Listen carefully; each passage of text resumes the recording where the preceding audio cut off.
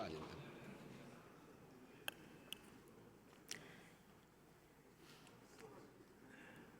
존경하는 국민 여러분, 재외동포 여러분, 우원식 국회의장님, 선배 동료 의원 여러분, 조국혁신당 대표 권한대행 김선민입니다. 이틀 전 하늘의 별이 된 김하늘 양을 추모합니다. 유족께는 깊은 위로를 보냅니다. 어디서 잘못됐고 어떻게 고칠지 모두 깊이 고민해야 합니다. 내란의 밤으로부터 71일째입니다. 그동안 민주주의를 함께 지킨 응원봉 청년과 시민들의 삶은 여전히 고단합니다. 취업 문을 열지 못하는 청년, 결혼하고 싶지만 전월세방을 얻지 못한 연인, 노동시간이 길어 육아에 지쳐가는 부부, 자식들 학비 걱정에 한숨만 쉬는 부모, 아이와 부모를 돌보느라 허리가 휘는 이중 돌봄 세대, 손님이 없어 폐업해야 하는 소상공인. 이들은 묻습니다. 대한민국은 어디로 가야 합니까? 국민이 이 자리에 계신다면 이렇게 물을 것입니다. 국민의힘 권영세 비대위원장님, 윤석열의 12.3 비상계엄 선포는 합헌입니까? 권성동 원내대표님, 윤석열의 내란 혐의는 무죄입니까? 윤상현 의원님, 윤석열은 대통령직에 복귀해야 합니까? 추경호 의원님, 윤석열이 복귀하면 대한민국이 굴러는 가겠습니까?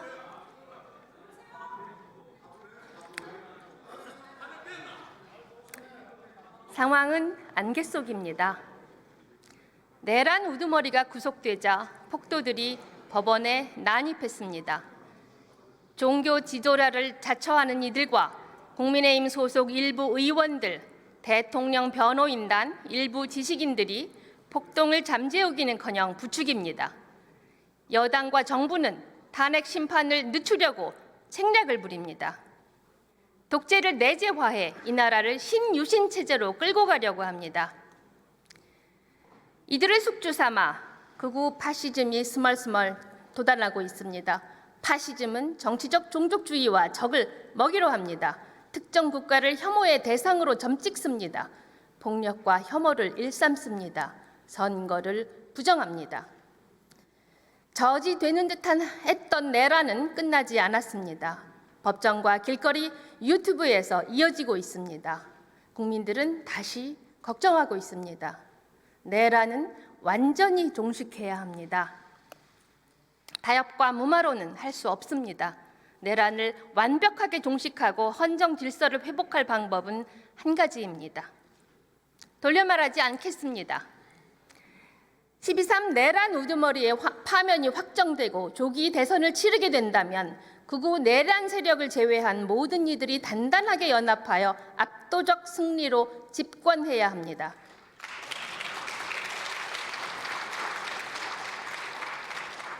그래야 극우 파시즘을 발화 단계에서 제거할 수 있습니다. 그래야 반헌법 내란 세력을 권력 근처에서 몰아낼 수 있습니다.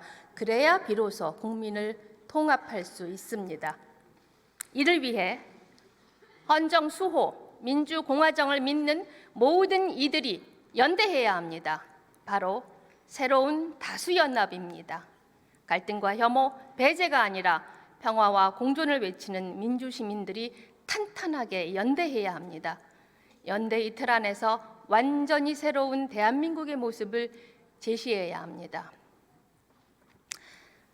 조국혁신당은 이를 위해 내란 세력을 제외한 모든 정당과 시민사회가 함께하는 원탁회의를 제안한 바 있습니다. 이름은 무엇이어도 좋습니다. 이를 통해 지금 매진할 과제가 있습니다. 첫째, 내란의 완전한 종식과 헌정 수호입니다. 하루라도 빨리 내란 세력과 그 무리를 단죄해야 합니다. 첫걸음으로 명태균 게이트 특검법을 통과시켜야 합니다. 명태균 의혹은 내란 감행의 비밀을 풀 열쇠입니다. 선거는 민주주의의 기본입니다. 선거 여론조사 조작을 수사해야 할 이유입니다. 헌정 질서 회복을 위해 국회에 반헌법행위 특별조사위원회 구성을 제안합니다. 독립법정기구인 반헌특위에 조사 권능을 부여해야 합니다. 수사가 필요하면 상설특검을 발동할 수 있게 해야 합니다. 그래야 내란의 진상을 낱낱이 밝혀 기록할 것입니다. 단죄의 근거를 마련해 내란 세력을 발본색원해야 합니다. 둘째, 내란 세력을 잉태하고 배출한 권력기관을 개혁해야 합니다. 특히 검찰입니다. 검찰은 지난 70년간 권력 주변부에 있다가 현 정권에서 스스로 권력이 됐습니다. 검찰의 최대 피해자가 누굽니까? 바로 조국과 이재명 두 야당의 전현직 대표입니다. 검찰은 고쳤을 수 없는 조직입니다.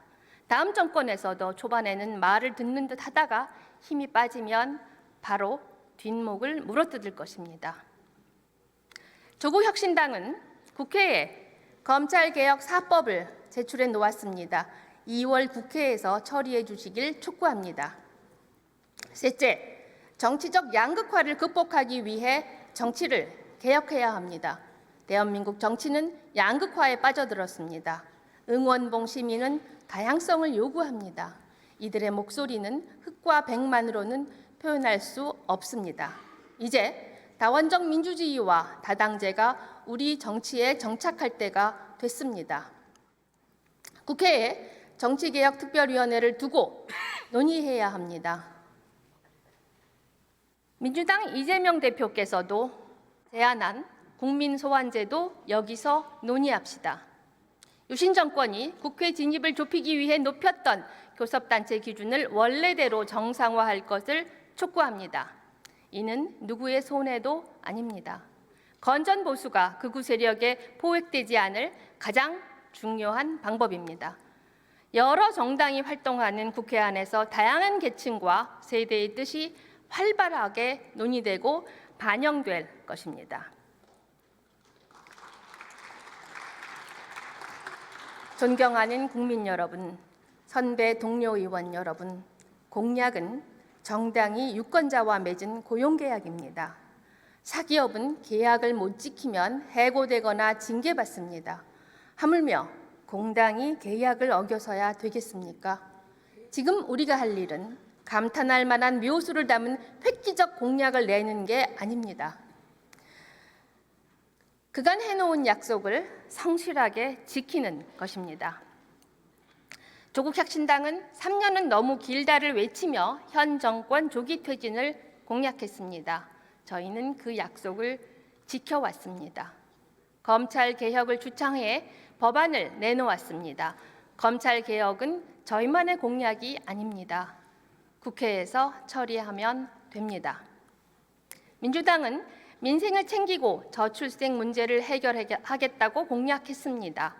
기후위기 대처와 재생에너지 전환을 이루겠다고 했습니다. 소상공인, 자영업자, 중소기업의 고통을 줄이고 정치개혁을 추진하겠다고 약속했습니다. 이제 실천의 시간입니다. 국민의힘은 1년 전 자신들의 총선 공약을 기억하기나 합니까?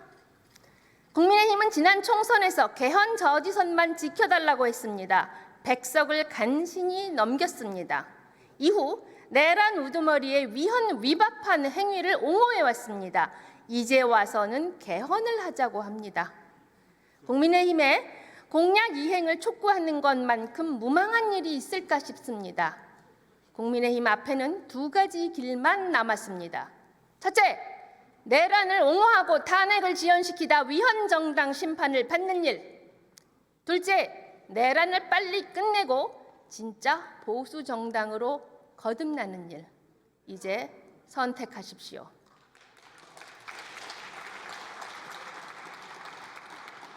지난해부터 국회 논의의 주요 흐름은 부자와 기득권 옹호입니다. 부자에게 감세를 해주고 재벌에는 의무를 줄여줍니다. 중산층과 서민을 위한다고 하지만 구호에 그칩니다. 금융투자세와 코인세 도입 논의를 끝내놓고 돌연 폐지했습니다. 그래서 대한민국 중시가 황소처럼 힘차게 뛰고 있습니까? 아닙니다. 부자 배만 불리고 있습니다. 기업과 부자만 성장하는 것이 아니라 국민이 성장하는 길로 나아가야 합니다.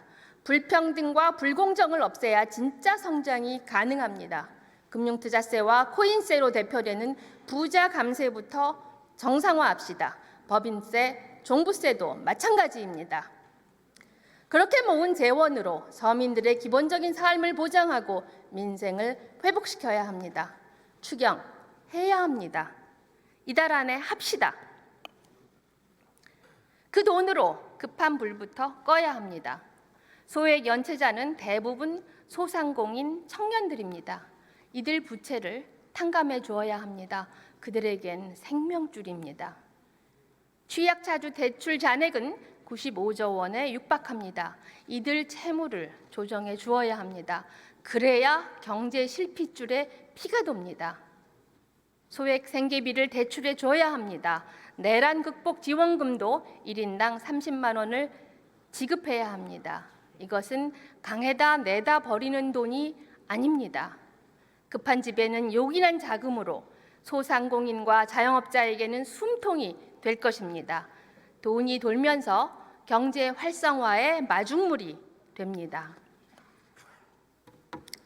지금 국회에는 부자의 시각이 아니라 서민 눈높이가 필요합니다.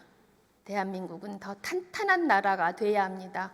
국민은 인간답고 탄탄한 삶을 살아야 합니다. 조국혁신당은 광장의 다양한 목소리를 제도화하겠습니다.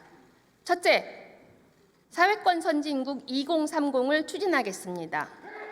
우리 국민의 노력으로 대한민국 경제는 세계 10위권으로 성장했습니다. 하지만 OECD에서 발표하는 삶의 질 지표는 32위로 최하위 수준입니다. 주거, 건강, 교육, 노동, 디지털, 환경, 문화, 돌봄 등 8개 분야에 대해 연도별 입법 과제와 재원 조달 방안 등을 담은 5개년 종합계획을 수립하겠습니다. 사회권 보장 전달체계 개편과 사회권 보장 기본법 제정을 통해 8대 사회권 법안 처리 등 단계별 실천 전략을 통해 2030년까지 삶의 질 선진국을 완성하겠습니다. 내일부터 상세한 내용을 국민께 공개하겠습니다.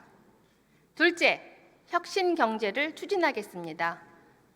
탄핵 이후의 경제는 탄핵 이전과 완전히 달라야 합니다. 불평등과 양극화의 폐허 위에 조세정의를 바로 세우고 국가 재정을 확대하고 우리 경제의 혁신 역량을 키워야 합니다. 최근 수십 년 동안 미국과 유럽에서 시가총액 상위 기업들이 활발히 바뀌었습니다.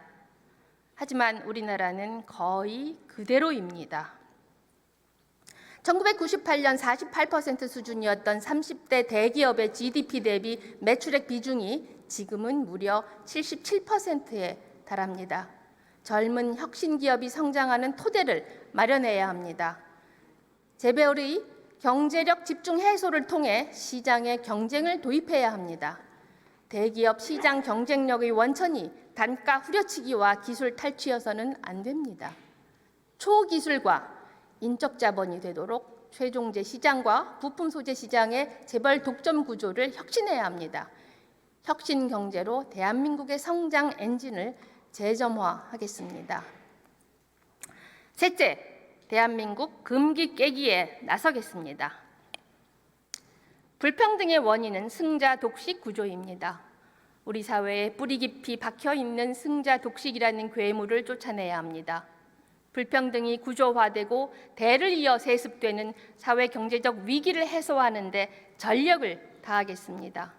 국가 재정을 독점해 재정 파탄을 초래한 기획재정부를 경제기획부와 예산처로 개편하겠습니다. 대통령실 세종시 완전 이전을 추진하겠습니다. 법조 카르텔이라는 강고한 금기를 깨기 위해 서초동의 대검, 대법원 등을 지방으로 이전하겠습니다.